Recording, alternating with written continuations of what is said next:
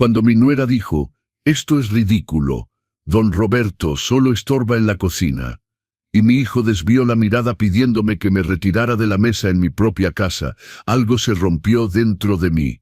No era enojo, no era dolor inmediato, era una claridad helada, cristalina, que me hizo comprender que ese instante hedeniría el resto de mi vida. Porque en ese momento preciso, a mis 87 años, yo, Roberto Alejandro Mendoza, descubrí que me quedaba una última batalla por librar, y esa no la perdería. Me llamo Roberto Alejandro Mendoza.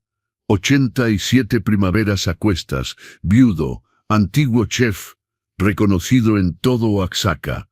Mi casa, esta hermosa casona colonial del centro histórico, con sus muros de cantera verde y su patio con bugambilias que miran hacia el templo de Santo Domingo. La compré en 1973 con el dinero que había ahorrado centavo por centavo, trabajando 16 horas diarias. Esperanza, mi esposa, partió en 2019, llevándose consigo la luz de esta casa. Desde entonces vivo aquí con mi hijo único, Eduardo, y su esposa Sofía. Bueno, vivo es una palabra muy grande. Diría más bien que sobrevivo bajo su techo, bajo mi propio techo. En realidad, ese domingo de Pascua, me había levantado al alba como es mi costumbre. Los viejos hábitos nunca mueren realmente. A las 5 de la mañana ya estaba en la cocina, esa habitación inmensa con sus cazuelas de barro colgadas del techo, sus metates de piedra volcánica, que Esperanza tanto había deseado. Había decidido preparar una barbacoa de cordero de 7 horas, como lo hacía antaño para las fiestas familiares. El cordero venía del rancho El Encinal en Tinal en Tlacolula, esos criadores que conozco desde hace 40 años. Lo había comprado con mi propio dinero, en efectivo. Los billetes que siempre guardo en un sobre en el fondo de mi cartera. Recuerdo cada gesto de esa mañana. Marinar el cordero con chile guajillo, ajo asado, comino tostado, hojas de aguacate del árbol del patio. Preparar el adobo con pulque de Matatlán, ese que el nieto de mi antiguo proveedor todavía me trae discretamente. Pelar los nopales tiernos, esos que me gustan tanto, los que se deshacen en la boca. Preparar los frijoles negros de la milpa, esos que cultivo yo mismo en el huerto que Sofía quería convertir en estacionamiento tecado. Cada movimiento era una oración silenciosa, un diálogo con los fantasmas de mis recuerdos. Esperanza burlándose de mi manía de probar 3 veces la salsa. Las Pascuas de antaño cuando Eduardo era pequeño y me miraba cocinar con estrellas en los ojos. El aroma que se esparcía por la casa era magnífico. Ese olor de cordero confitado, de especias, de manteca dorada y chile. A las 10, Sofía bajó en bata, el cabello revuelto, su teléfono en la mano como una extensión de su brazo. Arrugó la nariz. ¿Qué es este olor? Parece cocina de asilo de ancianos. No respondí nada. Continué vigilando mi cocción, bañando delicadamente mi barbacoa. Ella suspiró ruidosamente, se sirvió un café y volvió a subir murmurando algo sobre los viejos que todavía se creen útiles. Eduardo apareció hacia las 11 en pants deportivo, los ojos hinchados de sueño. Trabaja en informática, desarrollador web freelance, lo que significa concretamente que pasa sus días frente a 3 pantallas en la antigua biblioteca de su madre, la que tiene vista al patio. Buenos días, papá. Podrías haberme preguntado antes de hacer todo esto. Pedir permiso para cocinar en mi propia cocina. He aquí a dónde habíamos llegado. Es Pascua, hijo. Quería dar un gusto. Asintió sin convicción y se escabulló. A la 1 dispuse la mesa del comedor, el mantel bordado de Oaxaca que Esperanza había recibido de su abuela, los platos de talavera poblana del servicio de nuestra boda, los vasos de vidrio soplado de Tonalá, herencia de mis padres. Incluso saqué los cubiertos de plata maciza, esos que solo sacábamos para las grandes ocasiones. Quería que fuera bonito, digno, como antes. Como cuando Esperanza estaba aquí, y esta casa todavía resonaba con risas y conversaciones, Traje la barbacoa en una cazuela de barro acompañada de todos esos acompañamientos dorados en manteca clarificada. La carne se desprendía con cuchara, exactamente como debía después de 7 horas de cocción lenta. Los nopales estaban crujientes por fuera, suaves por dentro. Los frijoles negros brillaban bajo su refrito. Era un platillo perfecto, técnicamente irreprochable. El tipo de platillo que me había valido mis reconocimientos hace 30 años, cuando todavía dirigía el restaurante La Estrella de Oaxaca en el Portal de Flores.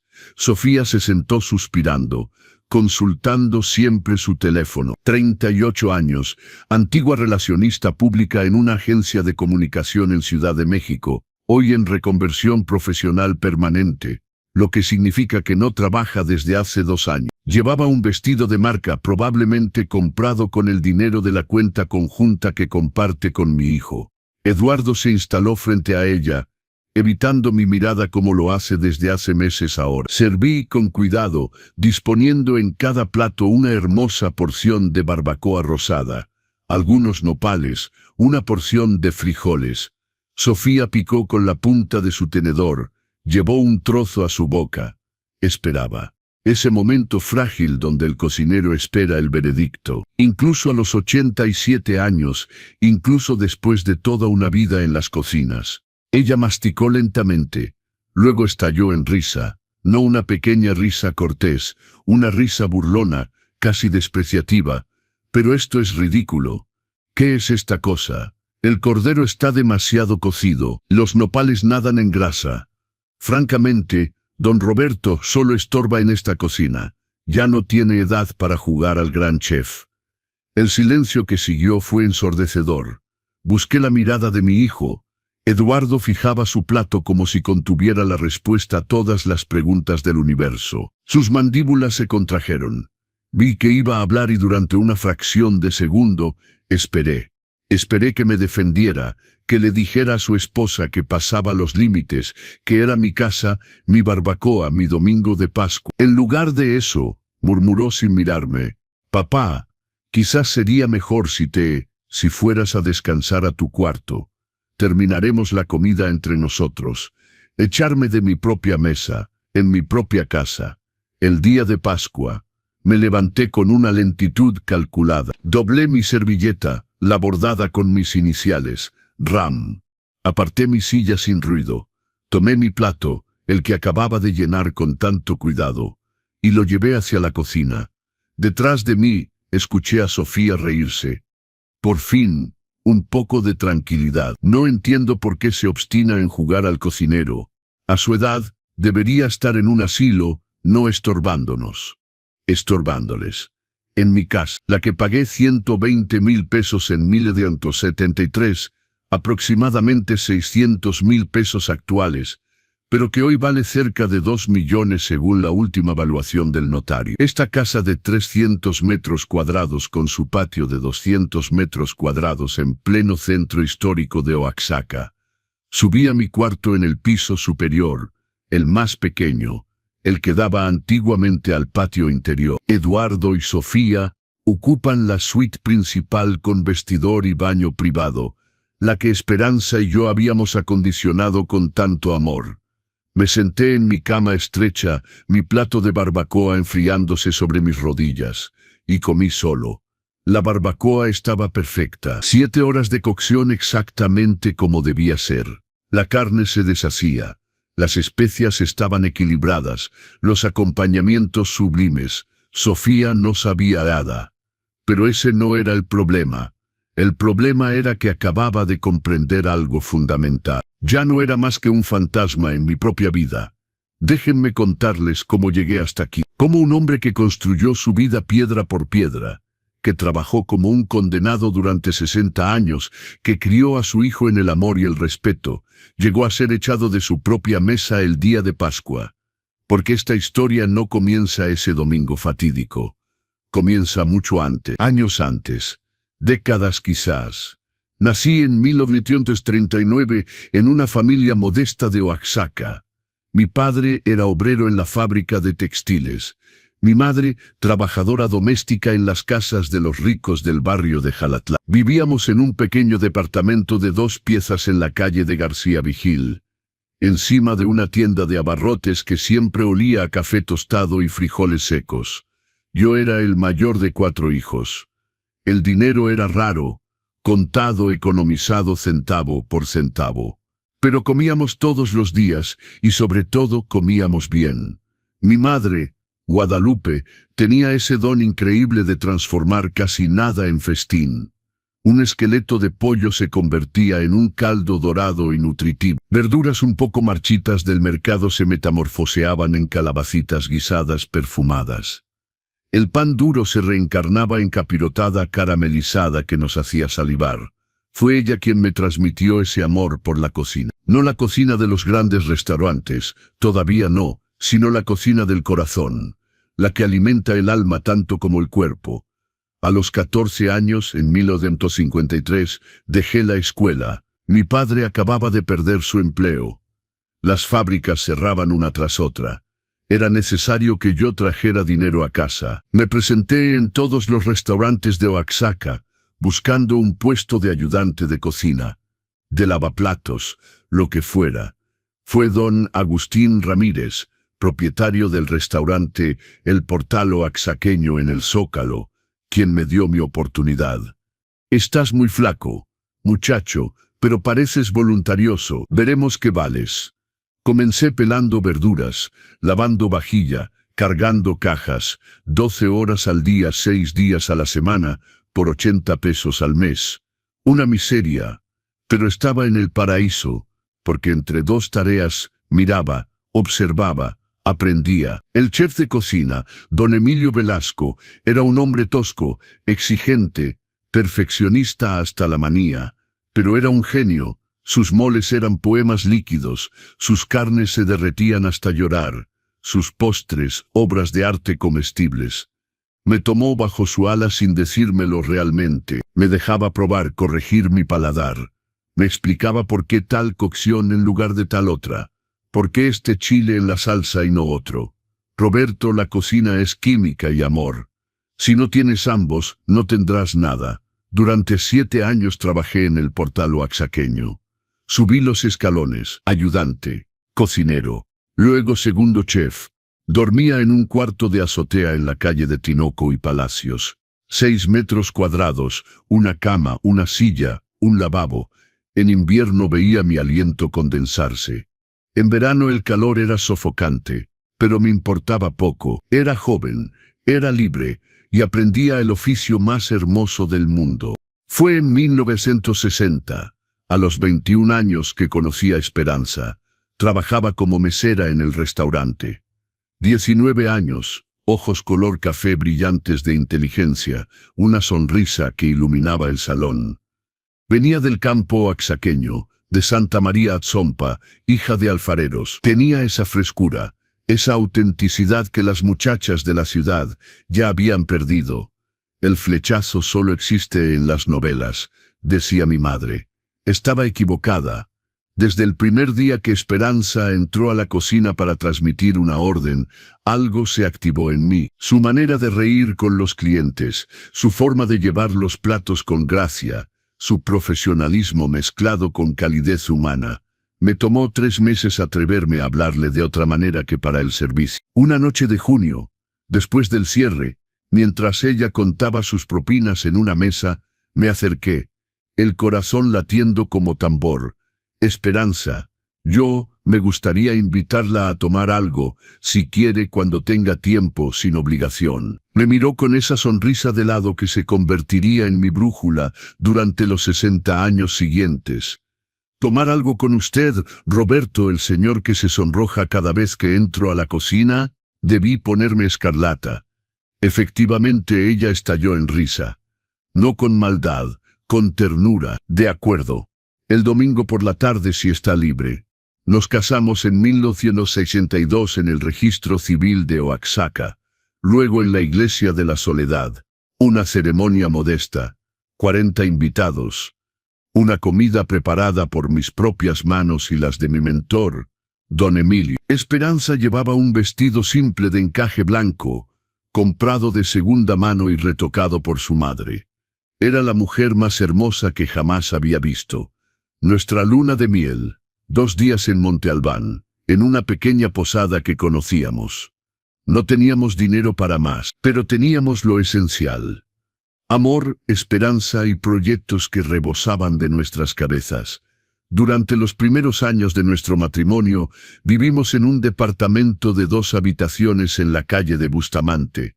Encima de una tlapalería, Esperanza continuó trabajando en el restaurante hasta justo suficiente para vivir decentemente. No suficiente para ahorrar.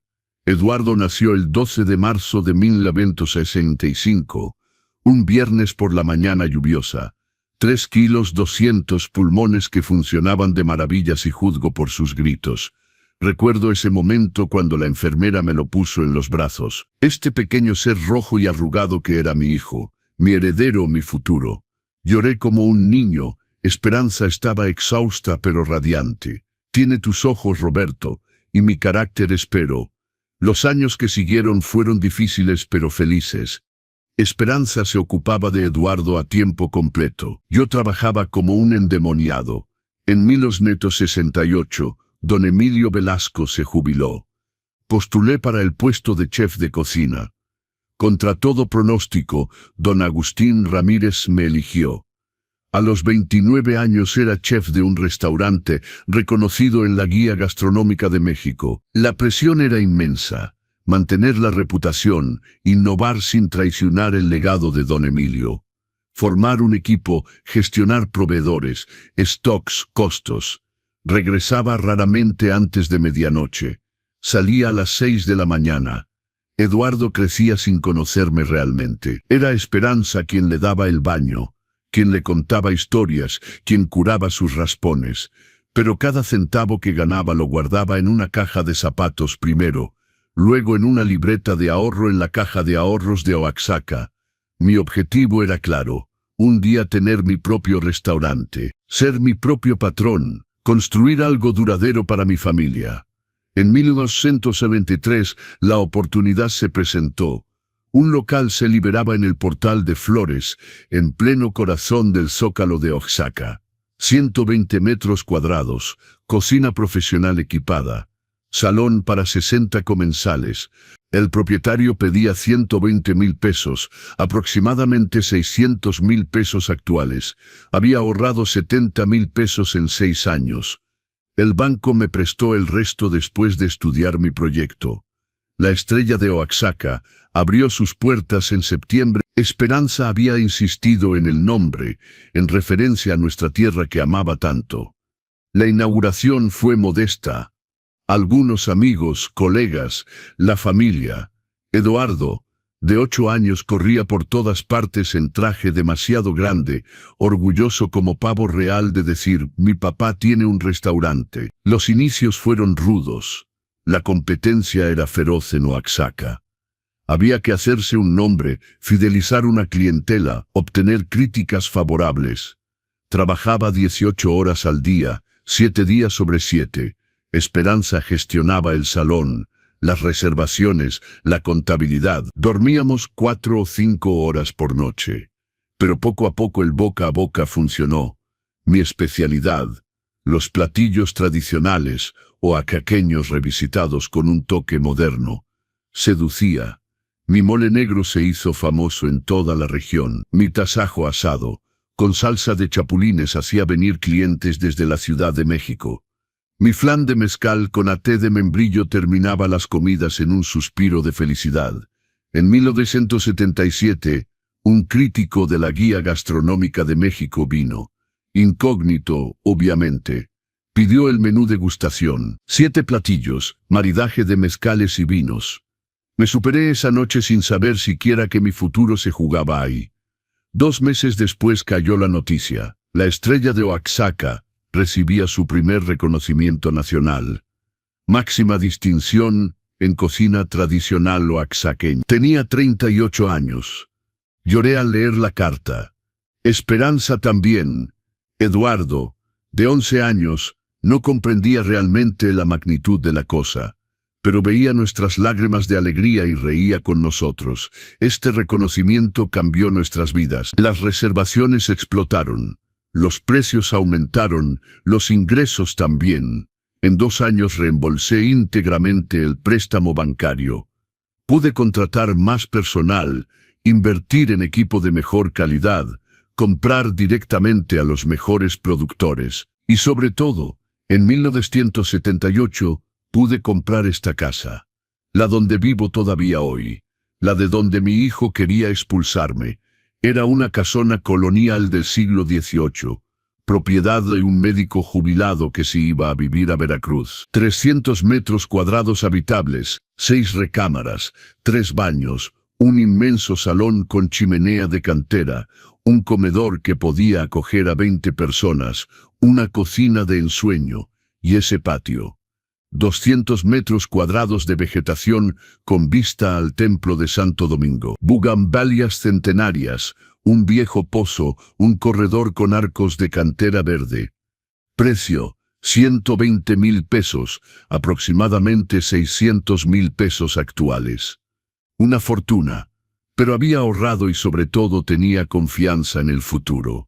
Esperanza se enamoró de esta casa desde la primera visita.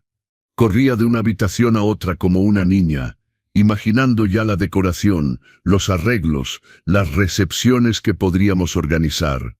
Eduardo, de 13 años, estaba fascinado por el patio, ya planeando dónde construiría su cabaña. ¿La tomamos, Roberto?, me preguntó Esperanza con los ojos brillantes. La tomamos, mi amor. Nos mudamos en junio de... Era buen estudiante, trabajador, respetuoso. Un poco tímido quizás. Un poco demasiado en su burbuja, pero bueno, fundamentalmente bueno. Los domingos, nuestro único día de cierre, organizábamos comidas familiares. Los padres de Esperanza venían de Atzompa. Mi madre, viuda desde hacía poco, venía con mis hermanos y hermanas. Éramos a veces 15, 20 alrededor de la gran mesa. Yo cocinaba por placer, no por crítica. Platillos simples, generosos que olían a infancia y tradición. Eduardo ayudaba en la cocina, torpemente, pero con entusiasmo. Quería ser chef como papá. Me hacía 1000 preguntas sobre las técnicas, los ingredientes, las combinaciones. Le enseñaba pacientemente, feliz de transmitir mi saber. Papá, ¿por qué pones chile guajillo en el mole y no chile de árbol? Porque el guajillo no enmascara el sabor delicado del chocolate. Hijo, el de árbol sería demasiado picante, aplastaría todo. Asentía gravemente como si acabara de revelarle un secreto de estado.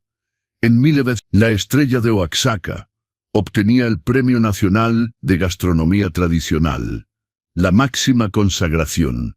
Estaba en la cumbre de mi arte, reconocido por mis pares, respetado por la profesión. Los grandes chefs venían a cenar a mi restaurante. Ministros, artistas, empresarios reservaban con meses de anticipación. Los ingresos seguían. Entre el restaurante y las inversiones que comenzaba a hacer, siguiendo los consejos de mi notario, don Arnoldo Pérez, quien se había vuelto amigo, el patrimonio se constituía, pero permanecíamos sencillos. Esperanza conducía un Volkswagen sedán de segunda mano. Yo llevaba los mismos trajes desde hacía 10 años. Íbamos de vacaciones a Puerto Escondido, a un hotelito modesto en la playa. ¿Para qué sirve el dinero si es para perder el alma?, decía Esperanza. Tenía razón, como siempre. Eduardo creció en ese ambiente de excelencia y humildad. Hizo brillantes estudios en el Instituto de Ciencias y Artes de Oaxaca, obtuvo su bachillerato con mención, integró una universidad en Guadalajara, informática y sistemas. Estábamos tan orgullosos. Volvía a Oaxaca para las vacaciones, nos contaba sus proyectos, sus ambiciones. Quería trabajar en informática. Un campo de futuro, decía. Ya no más cocina, finalmente. La pasión de sus 13 años se había extinguido. Estuve un poco decepcionado. Lo confieso, pero un padre debe respetar las lecciones de su hijo. En 1999, a los 60 años, tomé una decisión difícil: vender la estrella de Oaxaca. Había dado 38 años de mi vida a ese restaurante. 38 años de pasión, de sudor, de sacrificio, pero mi cuerpo comenzaba a fatigarse. Las estaciones de pie de 15 horas me quebraban la espalda. El calor de los fogones me agotaba, y sobre todo quería disfrutar de Esperanza, de nuestra casa, de nuestro patio antes de que fuera demasiado tarde. Un grupo hotelero de Puebla me hizo una oferta generosa. 2 millones de pesos, aproximadamente 10 millones actuales. Acepté con la condición de que guardaran el nombre, el espíritu y sobre todo mi equipo. Prometieron todo, no cumplieron ninguna de sus promesas. 2 años después, la Estrella de Oaxaca cerraba, transformada en un bar de tapas moderno. Mi legado culinario fue barrido. Eso me rompió el corazón. Pero tenía el dinero de la venta. Don Arnoldo Pérez me aconsejó. Una parte en seguro de vida, una parte en inversiones diversificadas, una parte para comprar 2 departamentos en el centro histórico de Oaxaca, en la calle de Alcalá, bienes que tomarían valor y me generarían ingresos de renta. En paralelo, mi pensión de jubilación de chef empresario resultó confortable. 22,000 pesos netos al mes, agregados a los 8,000 de rentas. Vivíamos con 30,000 mensuales, largamente suficiente para 2 personas de necesidades modestas. Esperanza y yo vivimos 15 años de felicidad tranquila. Jardinábamos juntos, yo cocinaba por placer, probando nuevas recetas, invitando amigos. Viajábamos un poco, la Toscana, Andalucía, Provenza, nada extravagante, pero momentos preciosos, grabados en mi memoria como diamantes. Eduardo venía a vernos regularmente, cada 15 días aproximadamente. Trabajaba como desarrollador web freelance, vivía en Oaxaca en un departamento moderno del fraccionamiento. Reforma, parecía feliz, realizado, independiente. Nos hablaba de sus clientes, de sus proyectos, de su vida de soltero empedernido. No encuentro a la indicada, papá. Todas son muy materialistas, muy superficiales. Yo sonreía. Encontrarás, hijo. El día que no busques más, ella aparecerá. Y apareció efectivamente. Sofía Márquez, 35 años, relacionista pública en una agencia de comunicación en la Ciudad de México. Se conocieron en un congreso profesional en la capital. Eduardo participaba para presentar sus servicios de desarrollo.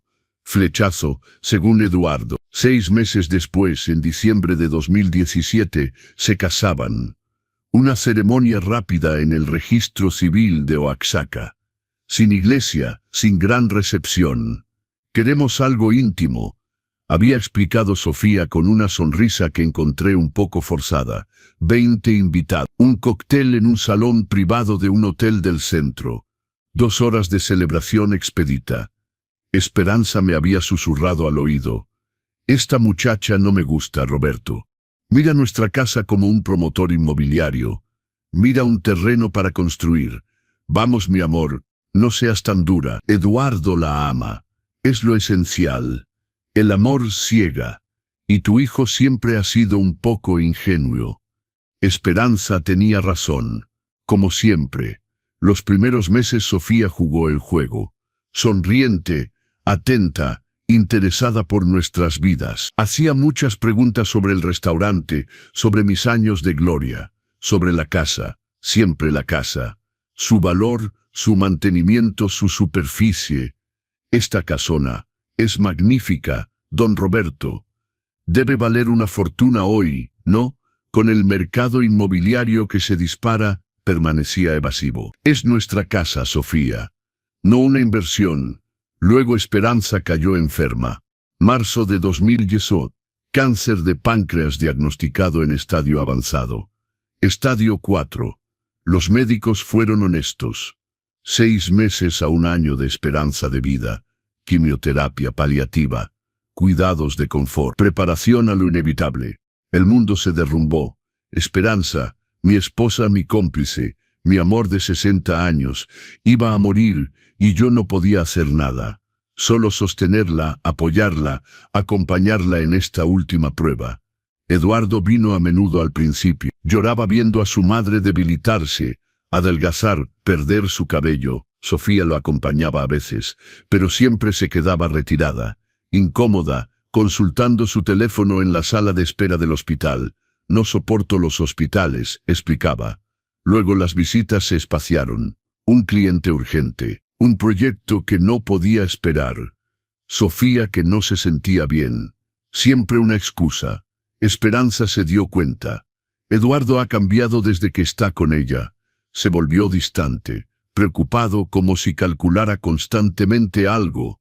Está enamorado, mi amor. Eso vuelve egoísta a veces. No, Roberto. No es egoísmo amoroso. Es otra cosa. Ten cuidado cuando yo no esté más. Protégete. Protege nuestro patrimonio. No digas eso. Vas a curarte. No, mi amor. No voy a curarme. Y tú lo sabes. Prométeme que tendrás cuidado. Prometí con la garganta apretada. Esperanza murió un martes de octubre de 2019 a las 4 de la mañana en el Hospital Civil de Oaxaca. Estaba solo junto a su cama. Le sostenía la mano. Abrió los ojos una última vez, me sonrió débilmente y murmuró: «Gracias por todo, mi amor. Cuídate». Luego nada más. El pitido regular del monitor cardíaco se convirtió en un largo silbido continuo. Las enfermeras acudieron. Gestos mecánicos, protocolo, constatación del deceso, condolencias profesionales. Llamé a Eduardo. Llegó 2 horas después, sin Sofía. No soporta los hospitales, repitió. Lloró al ver el cuerpo de su madre, pero sus lágrimas me parecieron, ¿cómo decirlo?, esperadas, como si interpretara el papel del hijo afligido sin el mente sentir la pérdida. Los funerales se llevaron a cabo en el Panteón General un sábado lluvioso de noviembre. 200 personas vinieron, antiguos clientes del restaurante, amigos, la familia. Sofía estaba ahí, con vestido negro de marca, lentes oscuros incluso bajo la lluvia, consultando discretamente su teléfono durante la homilía. Después del entierro, después de la partida de los últimos invitados, Eduardo me tomó aparte en el salón funerario. «Papá, no puedes quedarte solo en esta gran casa. A tu edad es peligroso, y si te caes en la escalera, y si tienes un malestar en la noche». Sofía y yo reflexionamos. «Vamos a venir a instalarnos contigo. Así estarás seguro. Podremos ocuparnos de ti». En el momento me conmovió. Mi hijo se preocupaba por mí. Quería protegerme, cuidar de su viejo padre. Estaba frágil, de luto, vulnerable. Dije que sí. ¡Qué error monumental! ¡Qué ingenuidad criminal! Se mudaron 3 semanas después, noviembre de 2000. Usted comprende, Eduardo y yo necesitamos espacio. Usted estará muy bien en el cuarto del fondo. Es más tranquilo, más adaptado para que descanse. El cuarto del fondo, el que usábamos como bodega, 12 metros cuadrados, una cama individual, un armario tambaleante. El cuarto de servicio, en suma.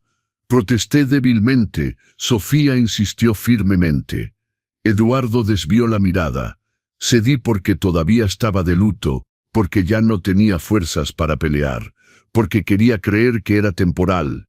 Las primeras semanas todo parecía soportable. Sofía preparaba a veces la cena. Platillos industriales recalentados, arroz instantáneo, nuggets de pollo congelados. Nada que ver con la cocina verdadera, pero al menos hacía un esfuerzo. Eduardo se ocupaba de algunas compras.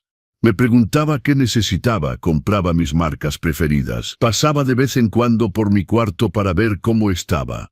Pero muy rápido la atmósfera cambió. Sutilmente primero, luego cada vez más abiertamente.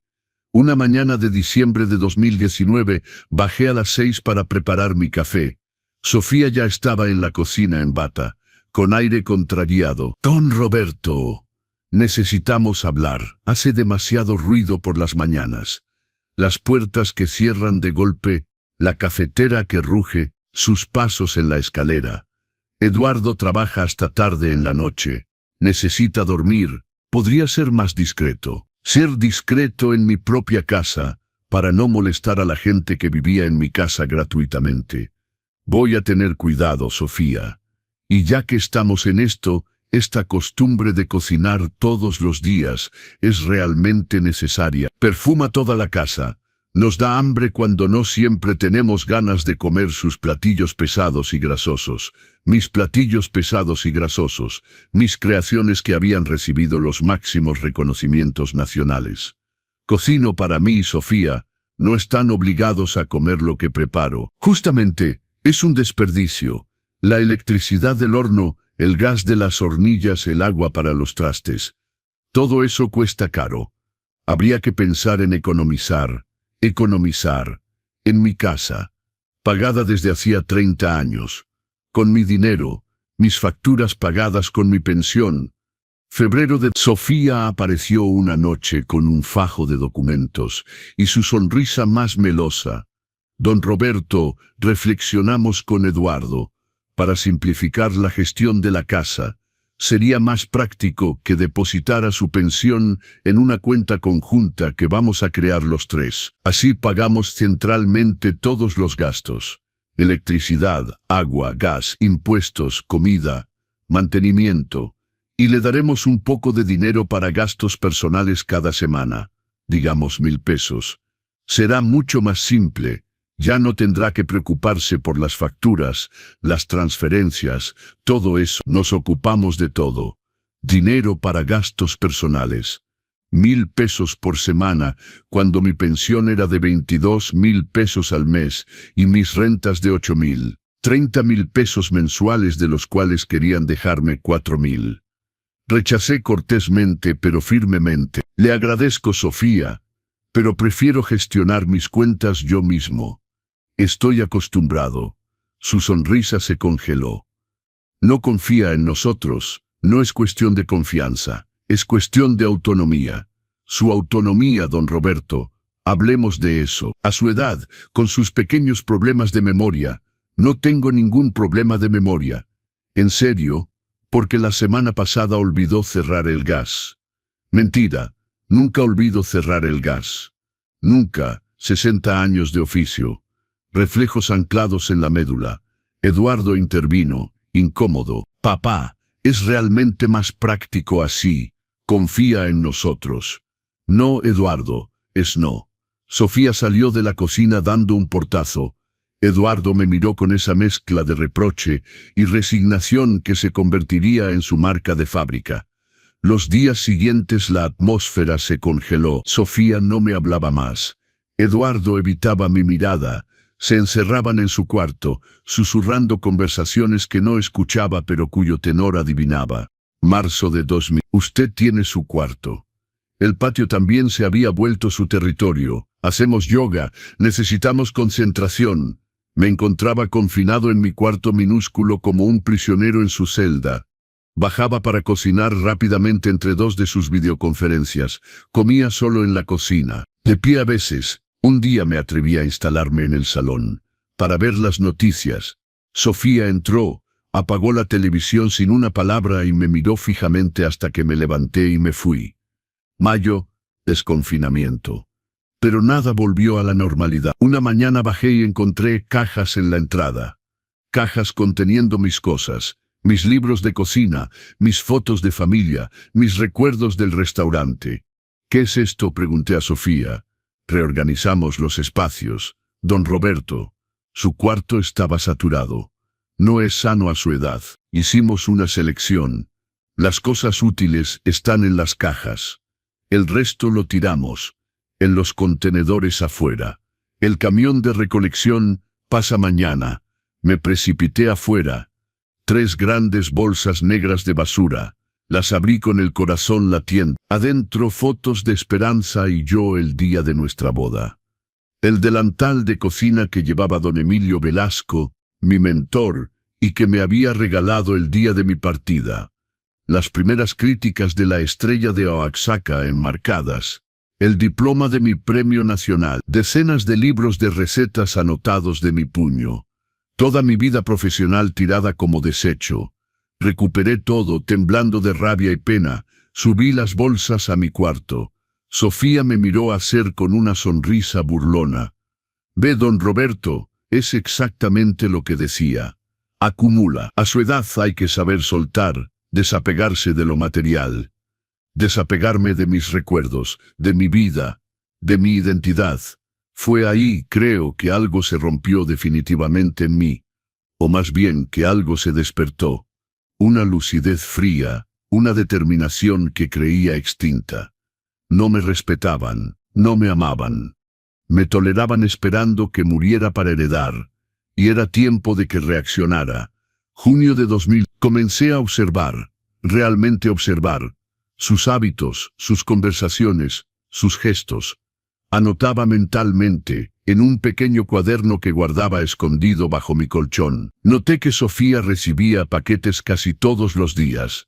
Ropa de lujo, marcas de alta gama. Hermès, Louis Vuitton, Chanel.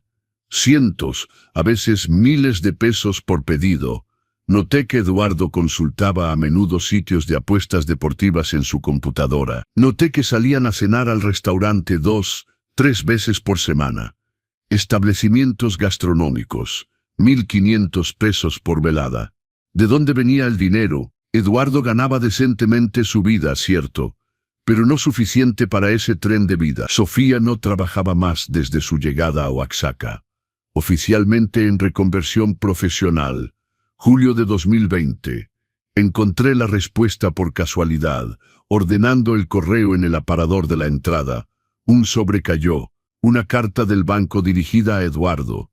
Abierta, no debí leerla, pero lo hice. Era un estado de cuenta. Una cuenta de ahorros que Esperanza había abierto a nombre de Eduardo en 1990 para sus 25 años, y en la cual depositábamos regularmente dinero. Una cuenta de la cual yo era cotitular, que consultaba raramente. Saldo enero 2020, 280,000 pesos. Saldo julio 2020, 32,000 pesos. 248,000 pesos desaparecidos en 6 meses. Verifiqué los movimientos. Retiros regulares, 20,000 aquí, 15,000 allá, 10,000 acullá. Siempre por debajo del umbral de 50,000 pesos que habría desencadenado una alerta automática. Eduardo había vaciado la cuenta sin pedirme, sin prevenirme. Era su cuenta, cierto. Pero yo era cotitular. Y sobre todo, era el dinero que su madre y yo habíamos ahorrado para él, para su futuro. Para un proyecto importante. No para financiar los caprichos de Sofía y sus apuestas perdidas. Confronté a Eduardo esa misma tarde. Esta cuenta de ahorros. La vaciaste. Parpadeó. La necesitaba. Inversiones profesionales. Equipo informático. 248,000 pesos de equipo informático. Y capacitaciones para perfeccionarme. Mentira. Lo veía en sus ojos. En su manera de tartamudear. Es para Sofía. Para su ropa. Para sus restaurantes. No. Bueno, papá, tenemos derecho a disfrutar un poco de la vida. No, Eduardo. Este dinero era mío de todas formas. Este dinero era para tu futuro. Para comprar un bien inmueble, crear tu empresa. Algo sólido. No para despilfarrarlo en futilidades. Tus futilidades, como dices, es mi vida. Y además, seamos honestos, papá. Tú tienes los medios de sobra. Tienes esta casa que vale una fortuna. Tus departamentos. Tu pensión confortable. Nosotros batallamos. Es normal que nos ayudes. Que los ayude, alojándolos gratuitamente en mi casa que vale 2 millones de pesos. Pagando todos los gastos, la comida, el mantenimiento, mientras él derrochaba decenas de miles de pesos en superfluidades. Si batallan tanto, Eduardo, encuentra un empleo verdadero, un contrato fijo, un salario estable. El trabajo asalariado es la esclavitud moderna. Papá, tú no puedes comprender. Eres de otra generación. La esclavitud moderna. El muchacho que había crecido en la comodidad, que nunca había carecido de nada, que había estudiado en las mejores escuelas, me hablaba de esclavitud. Esta conversación no llevó a ninguna parte. Eduardo se cerró. Sofía, que había escuchado detrás de la puerta, entró furiosa. «Es usted egoísta, don Roberto. Guarda todo para usted mientras su hijo se defiende para sobrevivir. Tiene millones que duermen y se niega a ayudarlo». «¿Millones? ¿Cómo lo sabes? Vimos las cartas de su notario. Esta casa vale al menos 2 millones de pesos, sus departamentos igual, sin contar sus inversiones, sus seguros de vida. Habían hurgado en mis papeles, violado mi intimidad, calculado mi patrimonio. Salga de esta habitación, Sofía. ¿Qué? Dije salga. Esta conversación no le concierne. Todo lo que toca al dinero en esta familia me concierne. Soy la esposa de su hijo. Es una invitada en mi casa, y acaba de pasar los límites. El silencio que siguió estaba cargado de electricidad. Sofía me miraba fijamente, los puños apretados, el rostro escarlata. Eduardo miraba hacia otro lado, cobarde como siempre. Finalmente ella escupió: un día, viejo desecho, esta casa será nuestra, y ese día será usted quien se largue. Salió dando un portazo. Eduardo la siguió sin una palabra, sin una mirada para mí. Esa noche, acostado en mi cama estrecha en mi cuarto minúsculo, tomé una decisión. Iba a protegerme, jurídicamente, financieramente, emocionalmente. A la mañana siguiente llamé a don Arnoldo Pérez, mi notario. Arnoldo, necesito verte rápidamente y discretamente. Por supuesto, Roberto. Mañana a las 3 en el despacho. Perfecto. La cita duró 3 horas. Expliqué todo a don Arnoldo. La situación, los abusos, las amenazas, los robos disfrazados. Me escuchó atentamente, tomando notas. Roberto, estás en una situación que desafortunadamente veo cada vez más seguido. Hijos que se aprovechan de sus padres ancianos, que los despojan progresivamente. Hay que actuar. Y rápido. ¿Qué me aconsejas? Varias cosas. Primero, asegurar tu patrimonio. Crear un fideicomiso para los departamentos. Solo tú como fideicomitente. Modificar los beneficiarios de tu seguro de vida. Redactar un testamento nuevo perfectamente blindado. Luego, documentar todos los abusos, fotos, grabaciones si es posible, testimonios. Construir un expediente jurídico sólido. Y para la casa, es más delicado. Mientras vivan ahí no puedes expulsarlos fácilmente. Es tu hijo, pero puedes tomar medidas preventivas. Una donación con reserva de usufructo a una fundación, por ejemplo. Así a tu muerte la casa no irá a Eduardo sino al organismo que hayas elegido.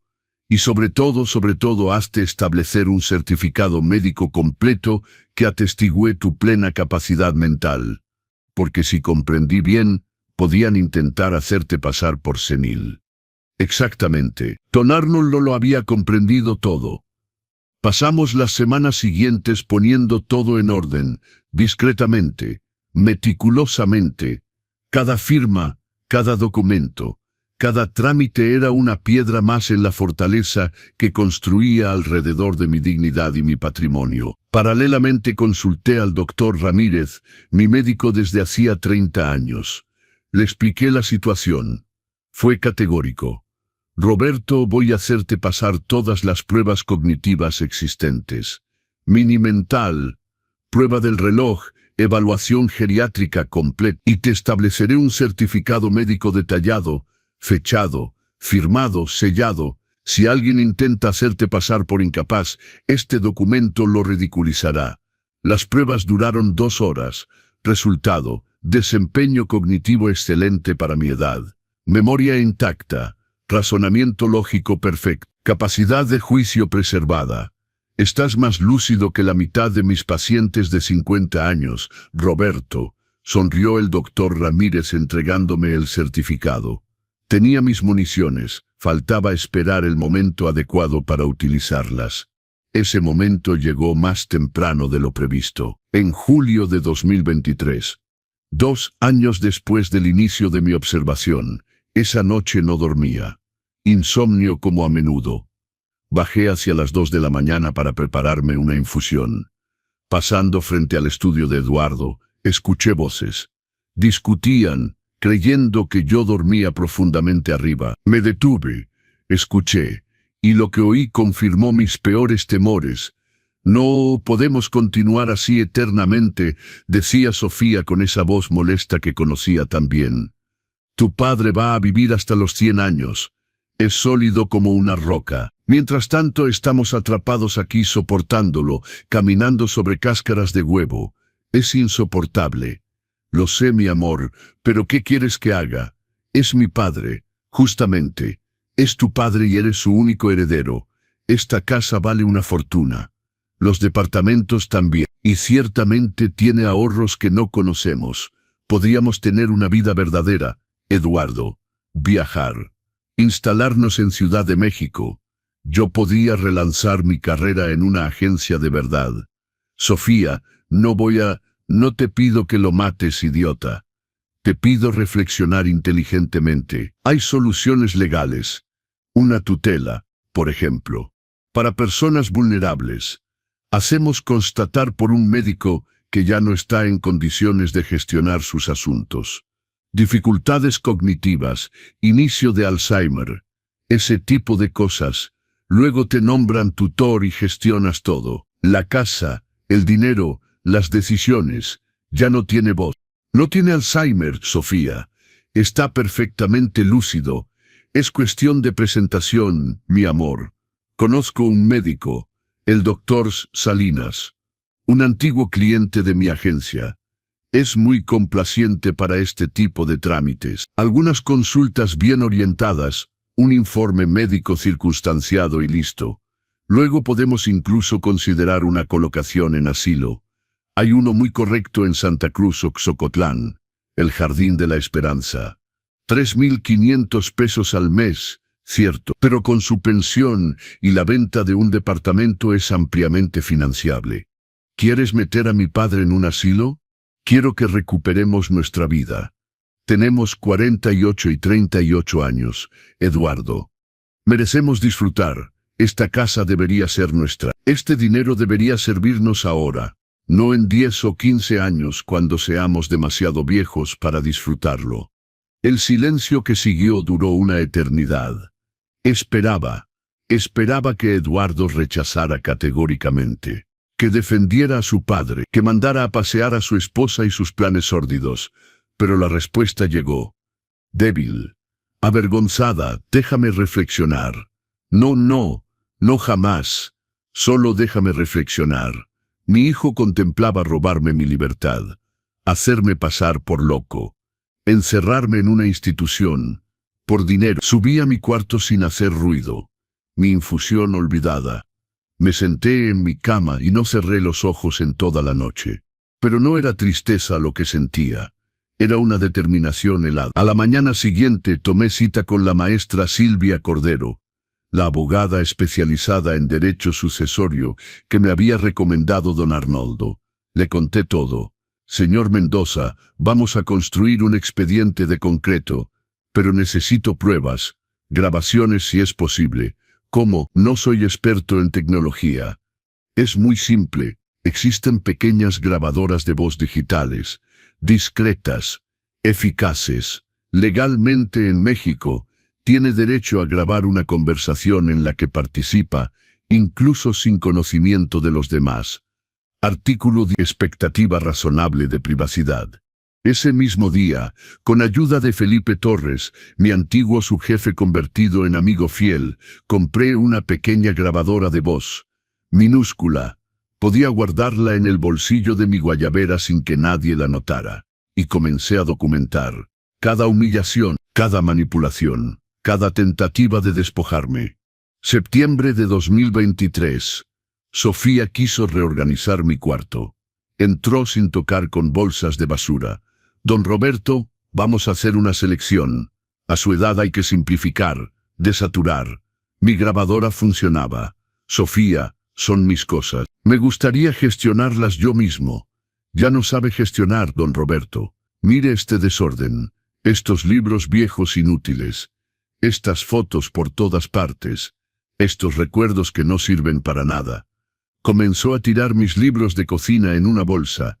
Ediciones originales. Obras anotadas de mi puño. Deténgase, por favor. No, don Roberto. Es por su bien. Eduardo estaba ahí en el marco de la puerta. Miraba a su esposa vaciar mi vida sin decir una palabra. Eduardo, ¿la dejas hacer? Encogió los hombros. Papá, Tiene razón, guardas demasiadas cosas. No es sano. Todo grabado, cada palabra, cada silencio cómplice. Noviembre de 2023. Organizaron una cena para 8 personas. Amigos capitalinos de Sofía. Me convocó en la cocina. La grabadora en mi bolsillo. Don Roberto, el sábado en la noche recibimos amigos. Sería bueno que comiera en su cuarto. Nuestros invitados no lo conocen y francamente las conversaciones lo van a aburrir. Es mejor para todos. Es mi casa, Sofía. Comeré donde quiera. ¿Su casa? Bromea. Eduardo y yo vivimos aquí. Pagamos las facturas. No pagan nada en absoluto. Todos los gastos están en mi cuenta, porque nos impide contribuir. Propusimos 100 veces participar. Mentira total. Jamás habían propuesto lo que fuera. El sábado en la noche me quedé en mi cuarto.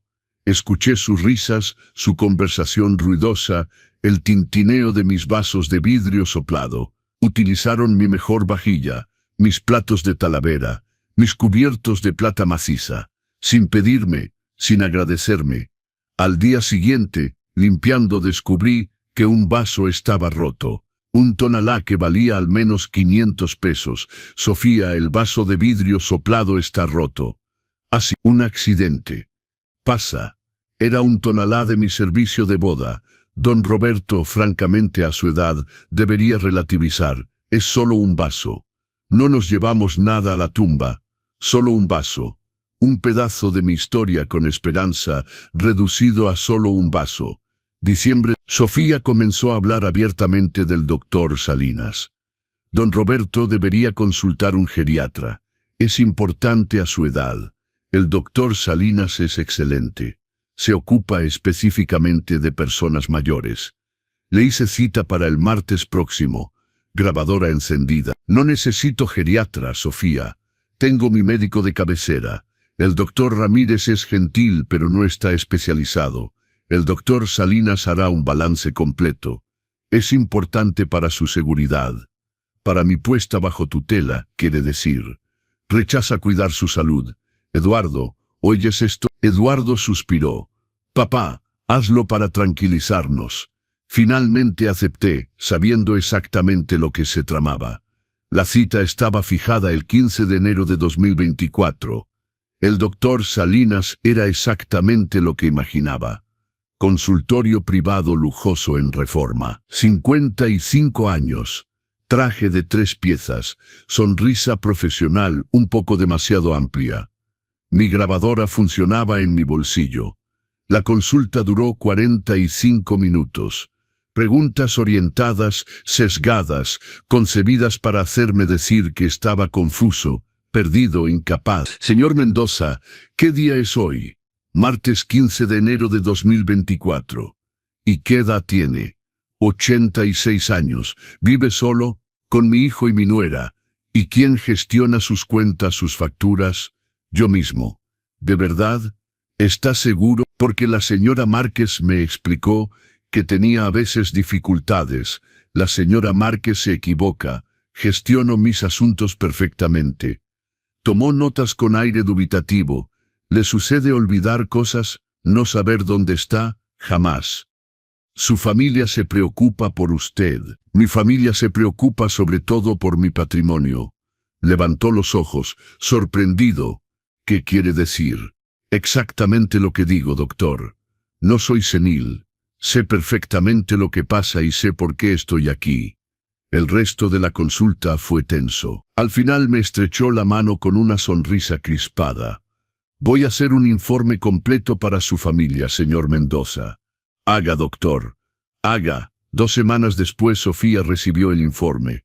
Nunca vi el contenido oficial, pero imagino fácilmente. El señor Mendoza presenta signos de confusión, de trastornos de memoria, de dificultades para gestionar sus asuntos corrientes.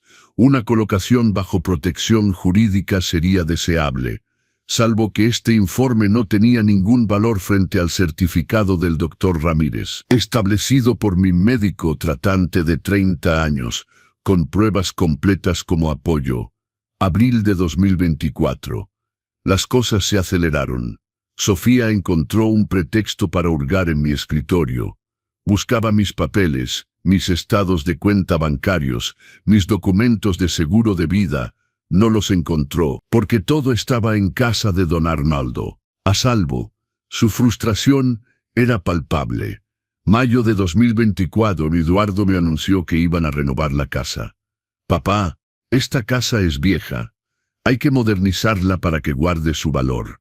Vamos a hacer trabajos importantes. Impermeabilización del techo, cambio de ventanas, renovación de la cocina y los baños. Va a costar caro. Unos 300,000 pesos, pero es una inversión. 300,000 pesos de trabajos en mi casa sin mi autorización. ¿Y quién va a pagar esos trabajos? Pues tú, papá. Es tu casa. Justamente, es mi casa, y no quiero trabajos. No puedes quedarte en el pasado. Esta casona se cae a pedazos. Mi casona estaba perfectamente mantenida. Techo impermeabilizado en 2016. Ventanas cambiadas en 2000. Los vamos a hacer de todas formas. Por tu bien. Por mi bien. O para desalojarme temporalmente, colocarme en algún lugar durante los trabajos y nunca dejarme volver. Fue en ese momento, en mayo de 2024, que supe que era tiempo de actuar, que no podía esperar más, que iban a pasar a la acción y que debía adelantarme. Convoqué una reunión con don Arnoldo y la maestra Cordero. Finalizamos todos los documentos. La donación con reserva de usufructo a la Fundación Mexicana de Apoyo a la Vejez. El testamento nuevo. Los cambios de beneficiarios. La constitución del expediente jurídico con todas las grabaciones transcritas y certificadas. Todo estaba listo. Solo esperaba el detonador. El momento en que cruzarían la línea roja una última vez. Ese momento llegó ese domingo de Pascua, cuando Sofía se rió de mi barbacoa, cuando Eduardo me pidió que dejara mi propia mesa, cuando comprendí que ya no era más que un obstáculo a eliminar. El lunes siguiente al domingo de Pascua, me levanté muy temprano, me puse mi mejor traje, el de lana gris que llevaba en las grandes ocasiones del restaurante. Fui a la peluquería para que me afeitaran. Tomé un taxi hasta el despacho de don Arnoldo Pérez. Arnoldo, vamos, hoy, sonrió. Esperaba este momento, Roberto. Todo está listo.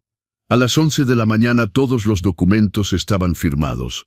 La donación estaba registrada, irrevocable. La casa, los departamentos, todo estaba protegido.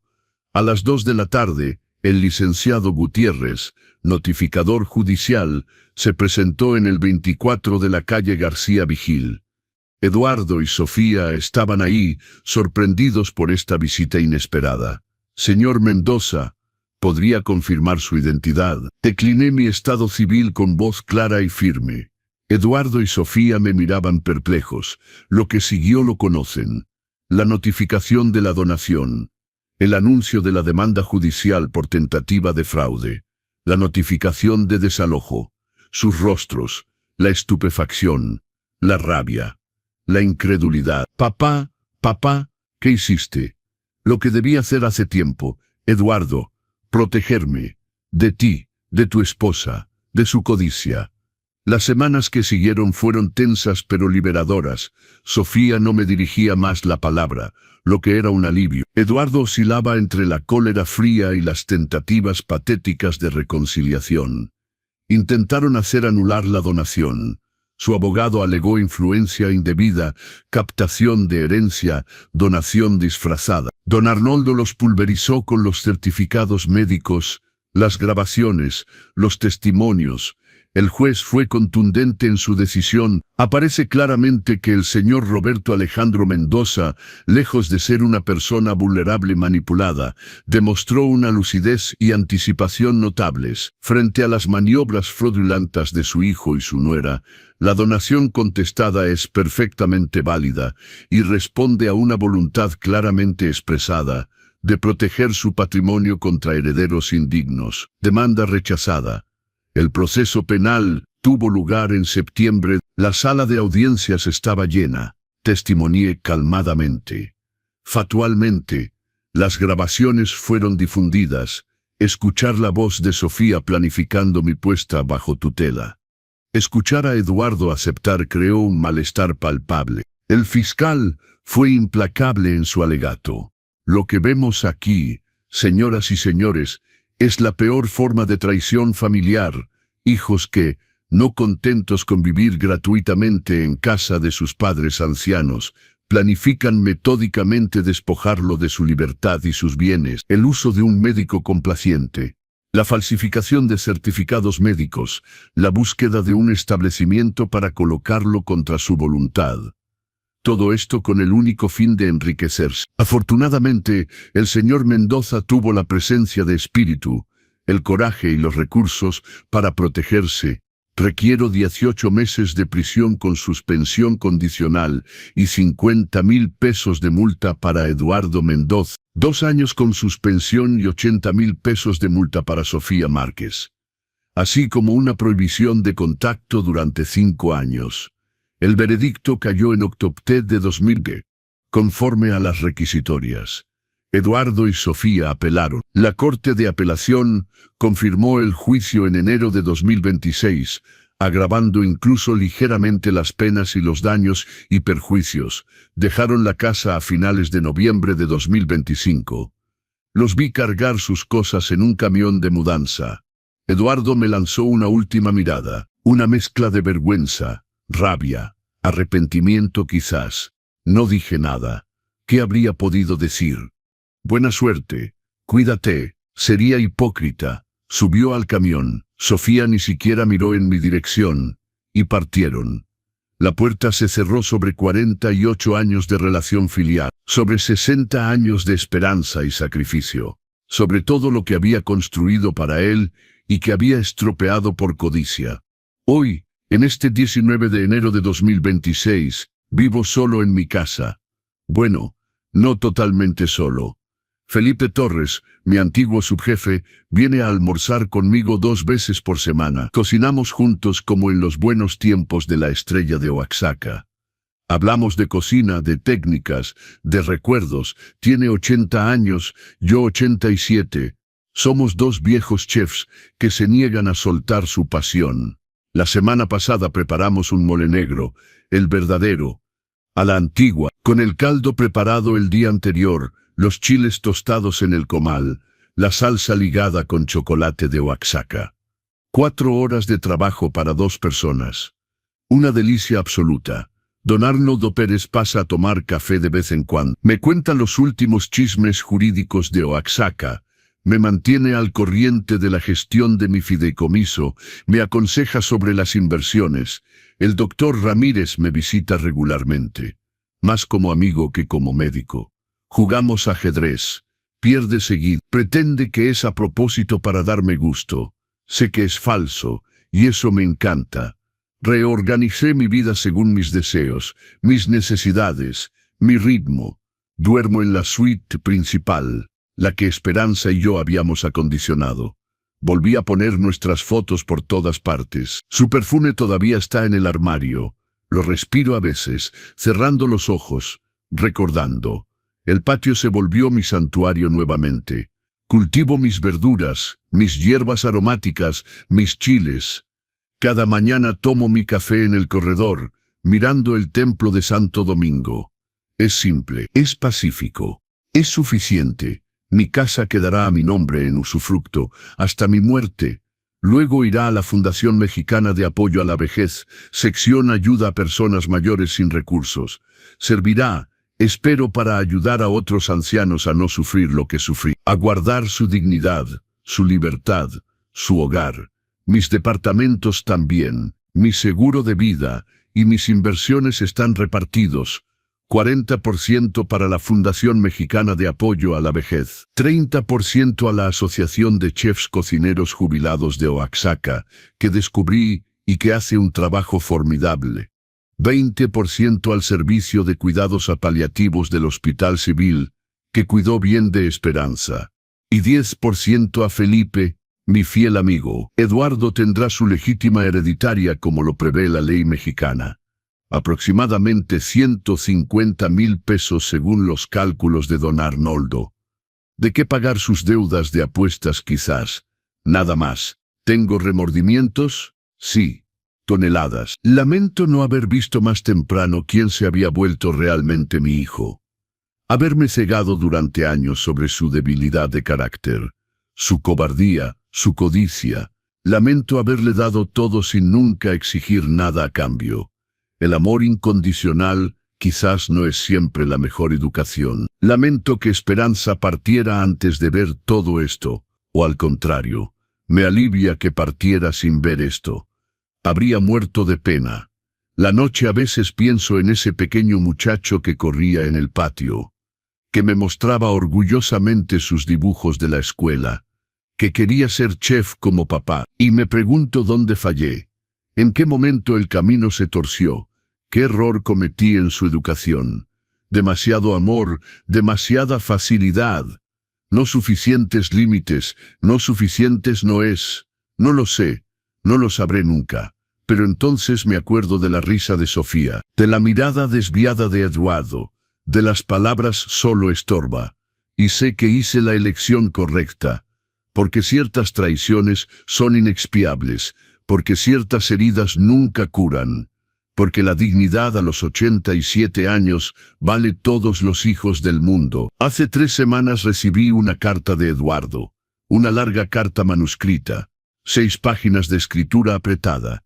Se disculpaba, decía que lo había estropeado todo, que se había dejado manipular por Sofía, que se arrepentía, que quería volver a verme, reconstruir nuestra relación, que se había divorciado, que Sofía se había ido a vivir a Ciudad de México con un hombre más rico, un inversionista que había conocido durante el proceso. Papá, sé que no merezco tu perdón, pero quisiera al menos hablarte, explicarte, decirte que te amo, aunque lo mostré de la peor manera posible. Eres mi padre. Yo soy tu hijo. Esto no puede terminar así. Leí esta carta 3 veces. Luego la puse sobre la mesa de la cocina al lado de la foto de Esperanza, tomada en este mismo patio hace 30 años. Sonreía, feliz, despreocupada, amada. ¿Qué opinas, mi amor?, murmuré a la foto. El silencio de la casa me respondió. Tomé la carta, la guardé en un cajón sin responderla, no por crueldad, no por venganza, simplemente porque no sé qué decir. El perdón es bello en teoría. Es noble, generoso, liberador. Pero ciertas traiciones cavan abismos que ningún puente puede franquear. Quizás un día responderé esa carta. Quizás propondré un café, una conversación, una tentativa de comprensión. Quizás. Pero no hoy, no ahora. Hoy elijo la paz, la serenidad, la dignidad reconquistada. Elijo mis mañanas tranquilas con vista al templo de Santo Domingo, mis almuerzos con Felipe, mi ajedrez con el doctor Ramírez, mi patio que renace cada primavera. Elijo vivir mis últimos años para mí, sin miedo, sin humillación, sin tener que mendigar respeto en mi propia casa, porque tengo 87 años, y finalmente comprendí algo fundamental. Nunca se es demasiado viejo para pelear por su dignidad. Nunca se es demasiado viejo para decir no. Nunca se es demasiado viejo para decir no. Nunca se es demasiado viejo para recomenzar. Ese domingo de Pascua, cuando fui echado de mi propia mesa, creí tocar el fondo de la humillación. En realidad, era el inicio de mi liberación. Porque al aceptar esa humillación en silencio, pude ver la verdad de frente. Y al ver la verdad, pude actuar. Mi barbacoa de cordero estaba perfecta ese día. 7 horas de cocción exactamente como debía. La carne se deshacía. Las especias estaban equilibradas, los acompañamientos sublimes. Sofía no sabía nada. Pero ese no era el problema. El problema era el desprecio, la arrogancia, la certeza de que un viejo de 87 años no podía defenderse más. Se equivocaron. Y ahora lo saben. Ayer preparé una nueva barbacoa de cordero para Felipe y yo. 7 horas de cocción. Perfecto. La saboreamos con un mezcal artesanal de Santiago Matatlán, hablando de los viejos tiempos, riendo de nuestros recuerdos de brigada. Era delicioso, era alegre, era libre, y esta noche al acostarme en mi cama, en mi cuarto, en mi casa, me dije algo que no había sentido desde hace años. Soy feliz. No de una felicidad resplandeciente. No, de una felicidad tranquila. La de un hombre que libró su última batalla. Y que la ganó. La de un padre que perdió a su hijo, pero que reencontró su dignidad. Y entre los dos, sé lo que elegí. Sé lo que cuenta realmente. Esta es mi historia. La historia de un viejo que se creía terminado, disminuido, explotable, y que demostró que a los 87 años todavía se pueden tener recursos, voluntad y sobre todo, la última palabra. Si esta historia les conmovió, si tienen un padre anciano a su alrededor, tómense el tiempo de escucharlo realmente, de respetarlo, no por su dinero, no por su herencia futura, sino por lo que es, por lo que logró, por el amor que les dio, porque el día que se den cuenta de que lo perdieron, a menudo es demasiado tarde. Y contrariamente a un platillo fallido, una relación familiar rota no se rehace. Yo, Roberto Alejandro Mendoza, antiguo chef, reconocido nacionalmente, viudo amoroso, padre traicionado, hice mi elección. Elegí la dignidad antes que la humillación, la justicia antes que la resignación, la soledad pacífica antes que la compañía tóxica. Y cada mañana, cuando me despierto en mi cuarto, en mi casa, libre y respetado, me digo que hice bien, aunque mi barbacoa de Pascua nunca fue apreciada a su justo valor por quienes debían. Porque al final, no era la barbacoa lo que contaba, era el respeto, la dignidad, el amor verdadero, y eso, ningún reconocimiento nacional, ningún patrimonio, ninguna herencia puede reemplazarlo. ¿Les gustó esta historia de dignidad reencontrada y justicia familiar? No olviden darle me gusta a este video, compartirlo con sus seres queridos y suscribirse al canal, Los Consejos del Abuelo, para más relatos auténticos y emotivos. Díganme en los comentarios, ¿piensan que don Roberto tuvo razón de llegar hasta el final? ¿De qué ciudad de México nos escuchan? ¿Han vivido una situación similar en su familia? Recuerden, el respeto no tiene edad y la dignidad no tiene precio. Una familia que solo los ama por su dinero no es una familia verdadera. Cuiden a sus mayores. Escúchenlos, respétenlos, no por lo que poseen, sino por lo que son. Muy pronto para una nueva historia. Mientras tanto, cuídense y cuiden a quienes aman de verdad. Un gran agradecimiento por su fidelidad. Y no olviden, la mejor venganza es la que se prepara con cuidado, paciencia y lucidez. Como un buen platillo, como una barbacoa de 7 horas. Hasta pronto, permítanme contarles algo más sobre esos meses entre el desalojo y hoy. Porque la historia no termina con el veredicto del juez. La verdadera transformación vino después, cuando la casa quedó vacía de su presencia tóxica y pude respirar nuevamente. Los primeros días fueron extraños.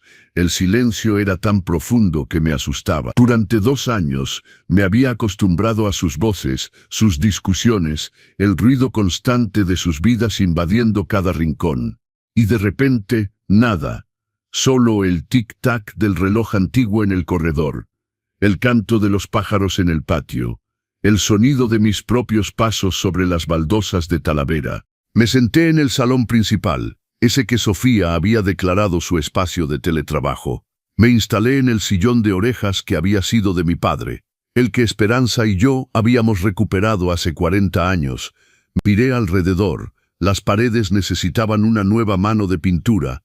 Los muebles estaban desacomodados, pero era mi espacio nuevamente.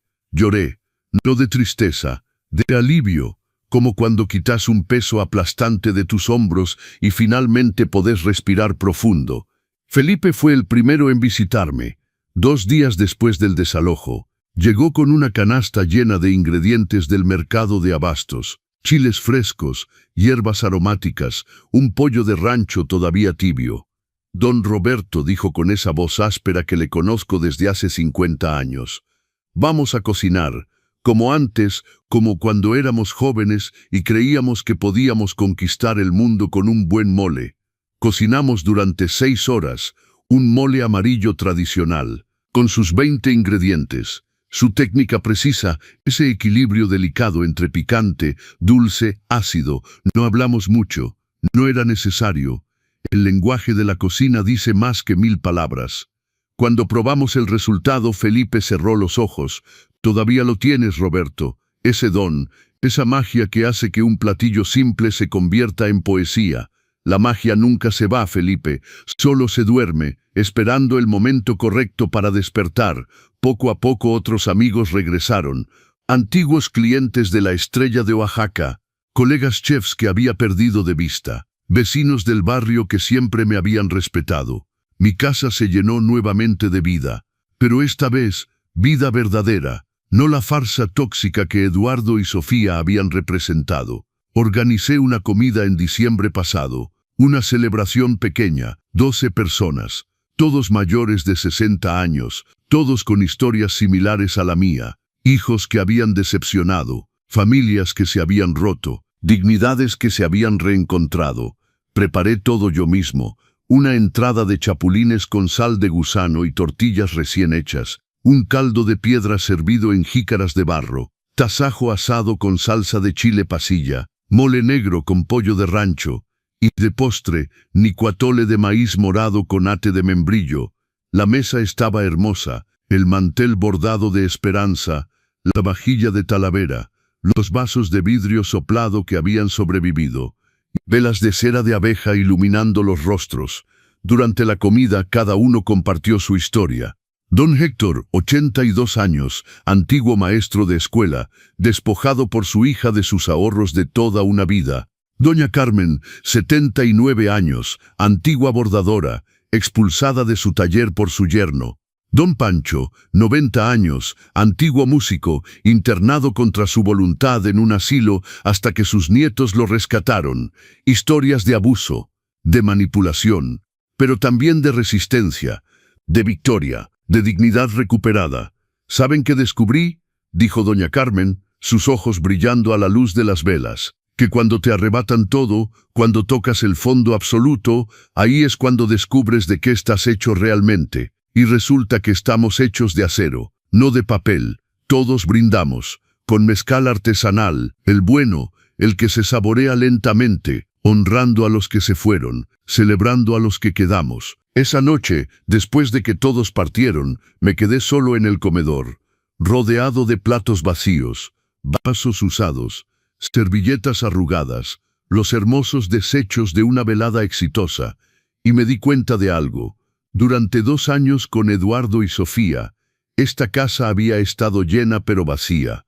Ahora, incluso cuando estoy solo, está llena, llena de recuerdos verdaderos, de amor auténtico, de la presencia invisible de esperanza que nunca me abandonó realmente. He retomado mis rutinas. Cada mañana me levanto a las 6, preparo café en la antigua cafetera de peltre que usábamos en el restaurante.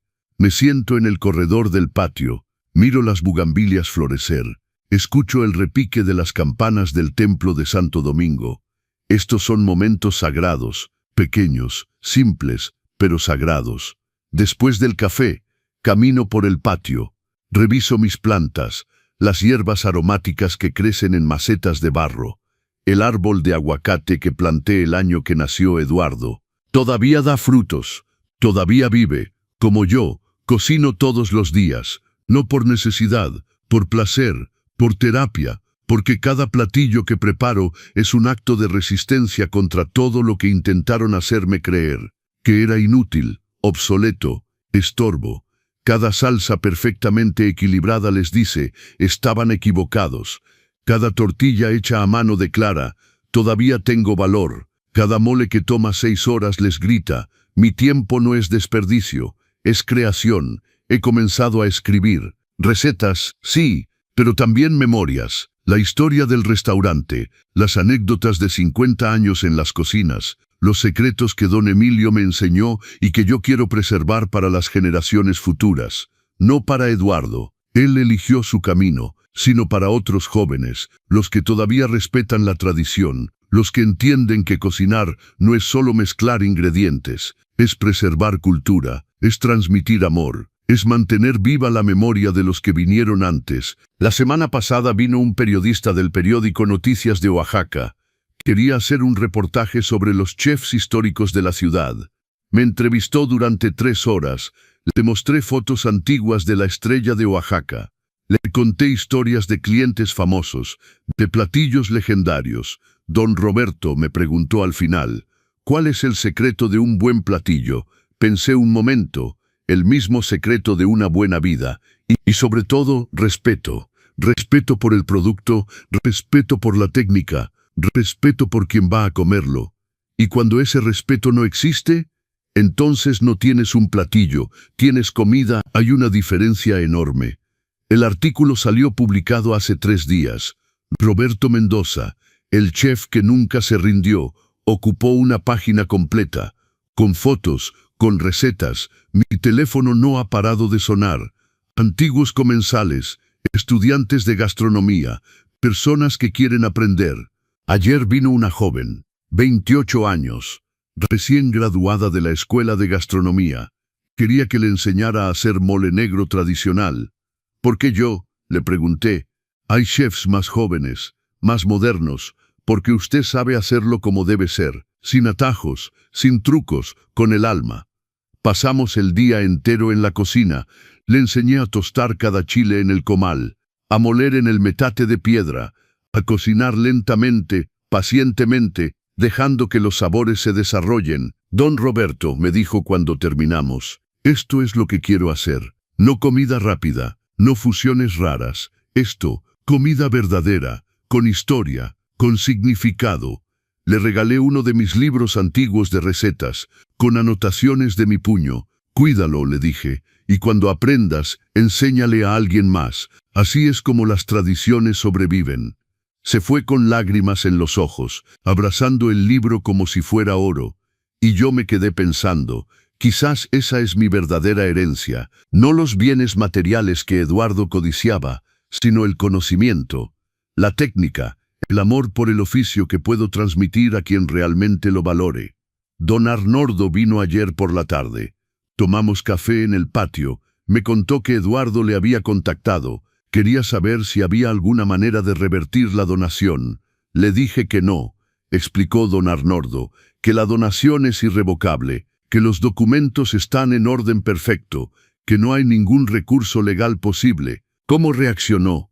Se enojó, amenazó, pero son amenazas vacías. Ya perdió todos los recursos legales. El caso está cerrado. Me quedé callado un momento, mirando las bugambilias. ¿Crees que algún día entenderá? ¿Qué cosa? Que lo que perdió no fue dinero, fue algo mucho más valioso.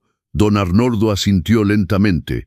Algunos nunca entienden, Roberto, y ese es su castigo, vivir el resto de sus vidas sabiendo que tuvieron un tesoro y lo despreciaron. Esa noche saqué nuevamente la carta de Eduardo del cajón. La leí por 4ª vez. Las palabras sonaban sinceras. Pero ¿cuántas veces las palabras suenan sinceras y resultan ser solo manipulación? No lo sé, y esa incertidumbre me mata.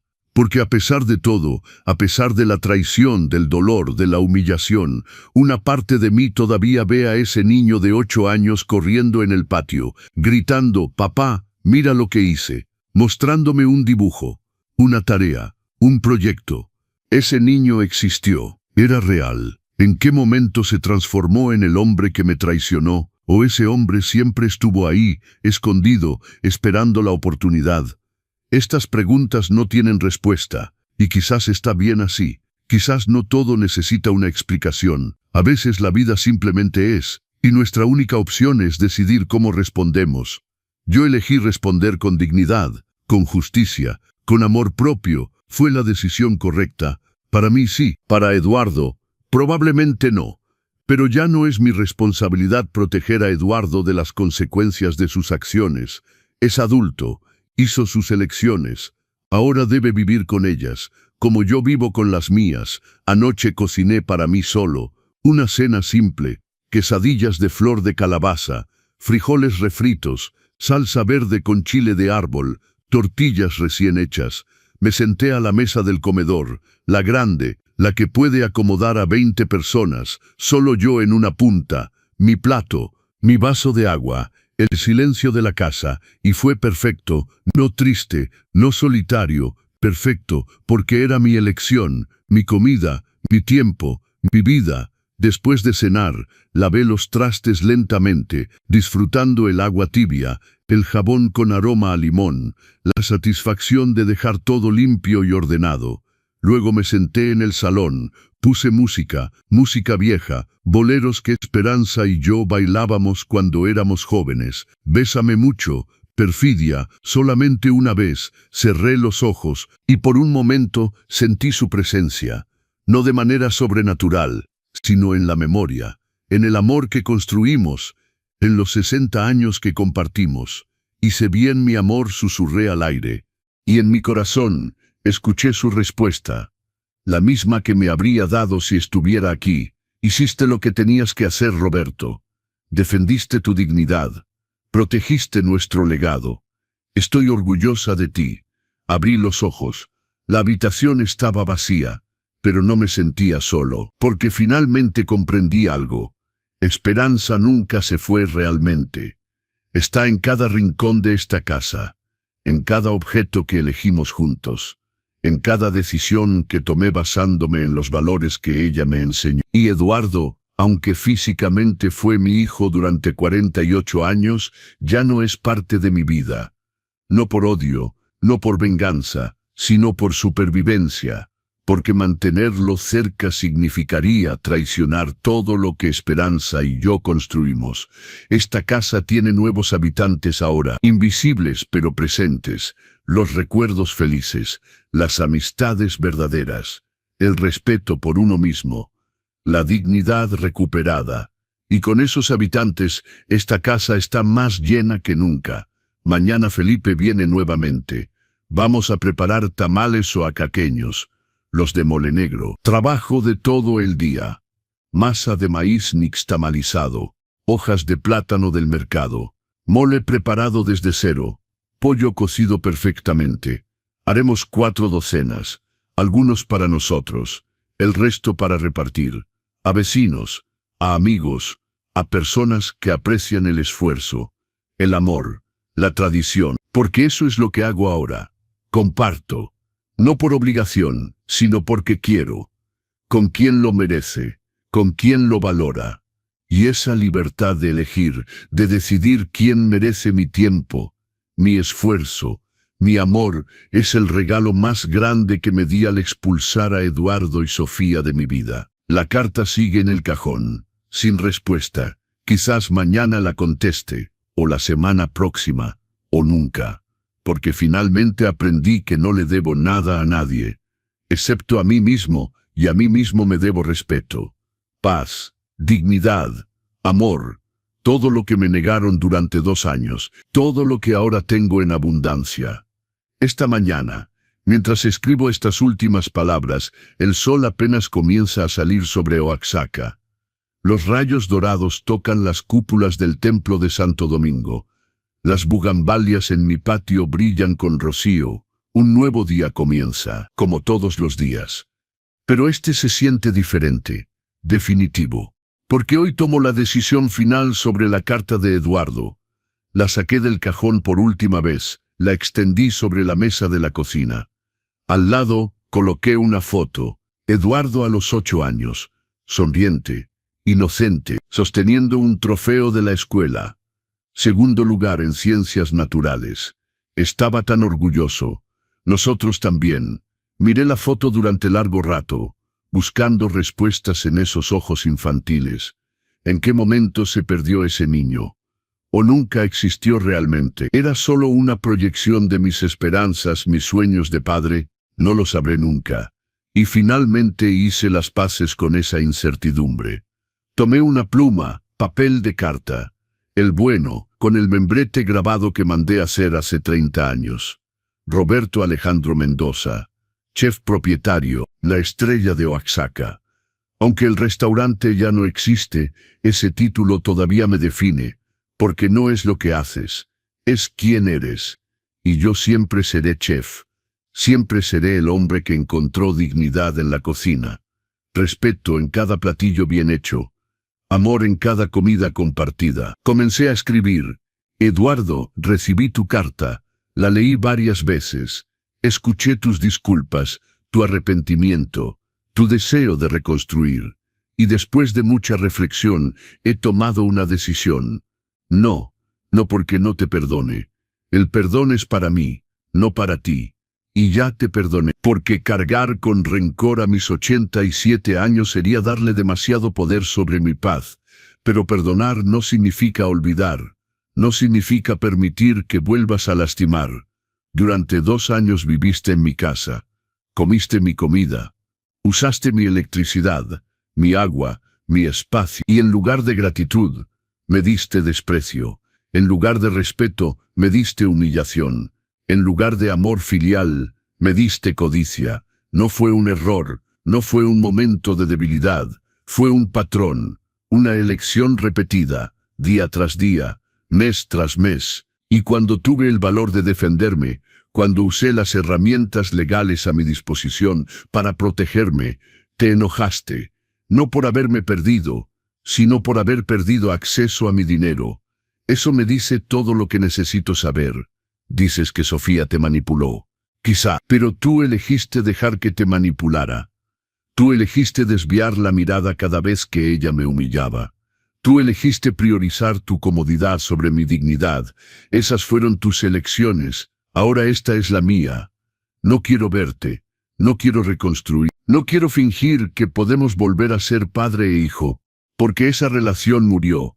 El día que me echaste de mi propia mesa. El día que permitiste que tu esposa llamara basura a mis recuerdos. El día que planeaste robarme mi libertad. Algunas cosas, una vez rotas, no se reparan. Esta es una de ellas. Tendrás tu legítima hereditaria cuando yo parta. La ley lo garantiza y yo la respeto. Será suficiente para que empieces de nuevo, para que pagues tus deudas, para que construyas una vida sin depender de herencia. Pero todo lo demás, todo lo que construí con tu madre, todo lo que representa nuestro amor y nuestro sacrificio, irá a donde debe ir, a personas que lo valorarán, instituciones que lo usarán para bien, amigos que merecen ser llamados familia. No te odio, Eduardo, pero ya no te amo como se ama a un hijo. Ese amor requiere respeto mutuo, confianza, reciprocidad, y tú destruiste todo eso. Lo que siento ahora es indiferencia. Y eso, curiosamente, es peor que el odio, porque el odio todavía es una conexión. La indiferencia es la ausencia total de vínculo. Eres un extraño que casualmente comparte mi apellido. Nada más. Vive tu vida. Aprende de tus errores. Sé mejor con las personas que encuentres en el camino. Pero no me busques más. Esta puerta está cerrada, y no se volverá a abrir. Con esto me despido, no con amor, sino con paz. La paz de saber que hice lo correcto. Para mí, para la memoria de tu madre, para la dignidad que tanto nos costó construir. Adiós, Eduardo. Roberto Alejandro Mendoza. Doblé la carta, la metí en un sobre. Escribí su dirección, la que don Arnoldo me había dado. Un departamento pequeño en la colonia Reforma. Alquilado. Ya no es dueño de nada. Las consecuencias de sus acciones. Caminé hasta el buzón de la esquina. Era temprano. Las calles apenas comenzaban a despertar. Vendedores preparando sus puestos. El panadero abriendo su negocio. El aroma de pan recién horneado llenando el aire. Metí la carta en el buzón. Escuché el sonido suave al caer. Y con ese sonido una puerta se cerró definitivamente. No sentí tristeza, no sentí alivio, sentí completitud, como cuando terminas de cocinar un platillo complejo, cuando el último ingrediente está en su lugar, cuando sabes que hiciste todo exactamente como debía hacerse. Caminé de regreso a casa lentamente, disfrutando la lanana, los colores de Oaxaca despertando, verde de las bugambalias, rosa de las jacarandas, azul del cielo que promete un día hermoso. Cuando llegué, Felipe ya estaba esperando en la puerta, con su canasta de mercado, sonriendo. ¿Listo para los tamales, don Roberto?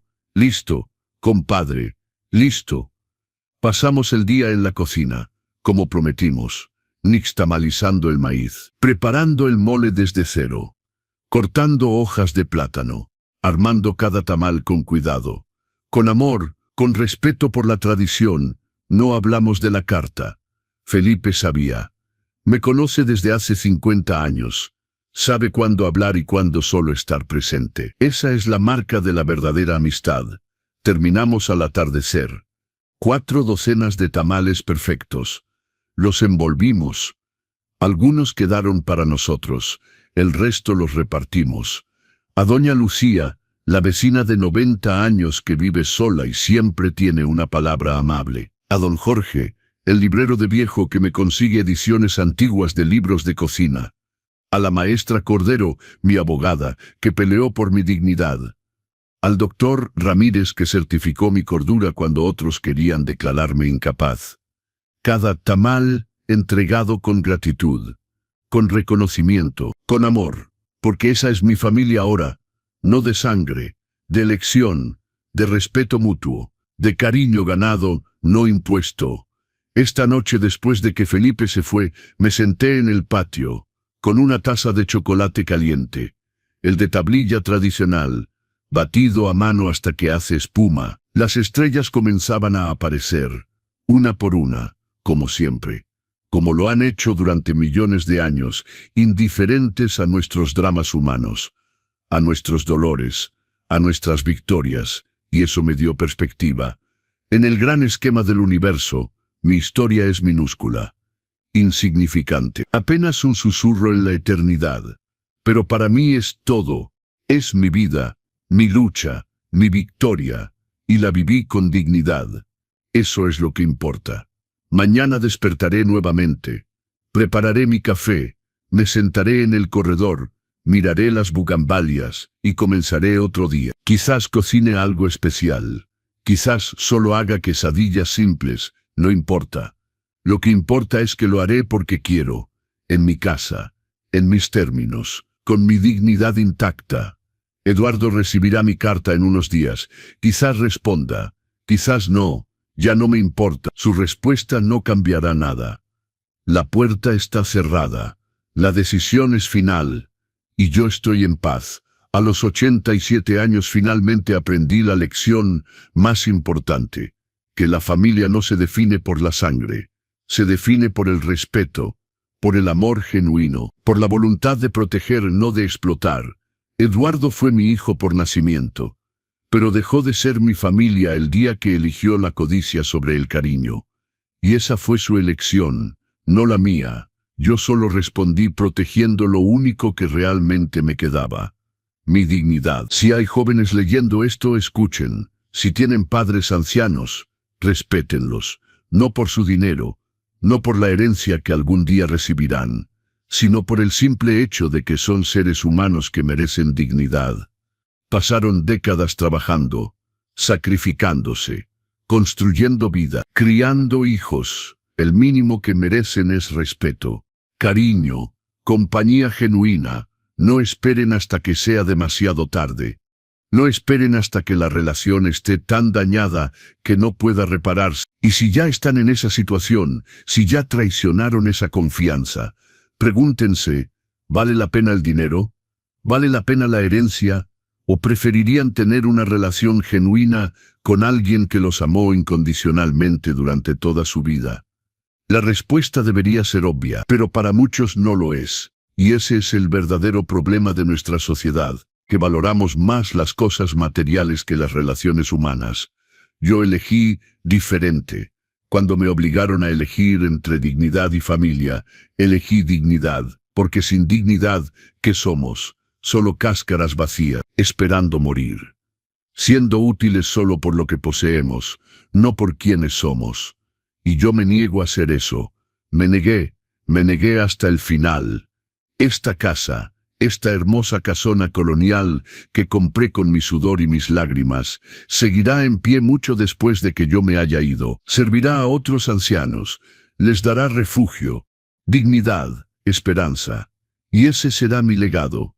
No los platos que cociné, no los reconocimientos que gané, sino la prueba viviente de que nunca es demasiado tarde para defenderse, para decir basta, para elegir dignidad sobre conveniencia. Roberto Alejandro Mendoza, 87 años, chef, viudo, padre rechazado, pero sobre todo, hombre digno. Esa será mi epitafio, y me siento orgulloso de él. El chocolate se enfrió. Las estrellas brillan completamente ahora. La noche abraza a Oaxaca con su silencio sagrado. Mañana comienza otro día, otro capítulo, otro platillo por cocinar. Y lo enfrentaré como he enfrentado todo en esta última batalla, con la cabeza en alto, con el corazón en paz, con la dignidad intacta. Porque al final, eso es lo único que realmente importa.